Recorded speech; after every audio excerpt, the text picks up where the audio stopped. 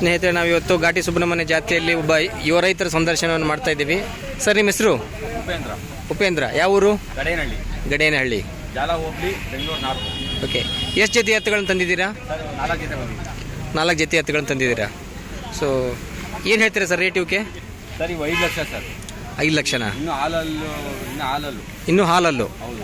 ಈ ಸೈಜು, ಈ ಉದ್ದಪ್ಪನ. ಹಾಂ. ತುಂಬ ಚೆನ್ನಾಗಿದ್ದಾವೆ ಎಲ್ಲ.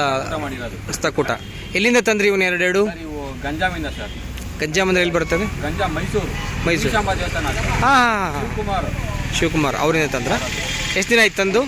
ಸರ್ ಇವು 10 ದಿವಸ ಆಯ್ತು. 10 ದಿವಸ ಆಯ್ತು ಊಟ ಮಾಡಿ ಅಷ್ಟೇ. 10 ದಿವಸ ಆಯಿತು. ಓಕೆ. ಎಷ್ಟಂದ್ರೆ ರೇಟು? 5 ಲಕ್ಷನಾ? 5 ಲಕ್ಷ. ನೋಡಿ ಅವು ಎರಡಲ್ಲೂ ಇನ್ನು ಅಲ್ಲಿ ಅವಕ್ಕಿಂತ ಇನ್ನೂ 4 ಪೆಟ್ಟು ಹೆಚ್ಚಾಗವೆ. ಹಾಂ, 4 ಚೆನ್ನಾಗವೆ. ಇನ್ನೂ ಎತ್ತರ ಅವಕ್ಕಿಂತ ಹೈಟ್ ಆಗವೆ. ಅವಕ್ಕಿಂತ ಜಾತಿ ಎಲ್ಲ ಭಾರಿ ಸ್ಪೀಡ್ ಆಗವೆ. ನೀವು ವರ್ಷ ಬರ್ತಿಲ್ಲ ಜಾತ್ರೆಗೆ? ವರ್ಷ ಬರ್ತೀವಿ. ಎಷ್ಟು ಜೊತೆ ಎತ್ತುಗಳನ್ನ ಕಟ್ತೀರಾ? ಒಂದೇ ಜಾತ್ರೆ ಸರ್ ಇದು. ಒಂದೇ ಜೊತೆ. ಎಷ್ಟು ಜೊತೆ ಎತ್ತುಗಳು? 4 ಜೊತೆ. 4 ಜೊತೆ ಒಟ್ಟಿಗೆ 4 ಎಲ್ಲ ಒಬ್ಬರುವೇನಾ ಇವು? ಗಡೇನಹಳ್ಳಿ ಸೊನ್ನೆಗೌಡ್ರ ಮಕ್ಕಳು ಎಲ್ಲರದು 4. ನಮ್ಮ ಮುತ್ತಾದ ಸೊನ್ನೆಗೌಡ್ರು. ಓಕೆ. ಎಲ್ಲ ಅವ್ರ ಅಂಟ ಮಗ. ಎಷ್ಟು ವರ್ಷದಿಂದ ಈ ಜಾತ್ರೆಯಲ್ಲಿ ನೀವು ಚಪ್ರ ಹಾಕಿ? ತಾತ ಮುತ್ತಾತನ ಕಾಲದಿಂದ ಇದೇ ಜಾಗದಲ್ಲಿ ಕಟ್ತಾ ಇದ್ದೀರಾ? ಇದೇ ಜಾಗದಲ್ಲಿ. ಓಕೆ. ಎತ್ತುಗಳನ್ನ ಎಲ್ಲ ಮಾರ್ತೀರಾ ಅಥವಾ ಕೆಲವು ಒಯ್ತೀರಾ ನಿಮ್ಮ ಮನೆಗೆ ವಾಪಸ್ಸು?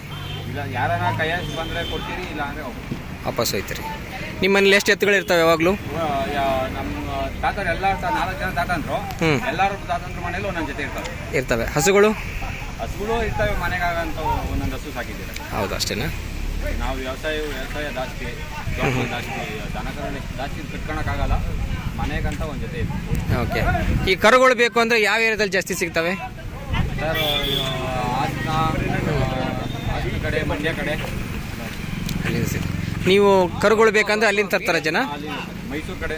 ಮೈಸೂರು ಕಡೆಯಿಂದ ತರ್ತೀರಾ?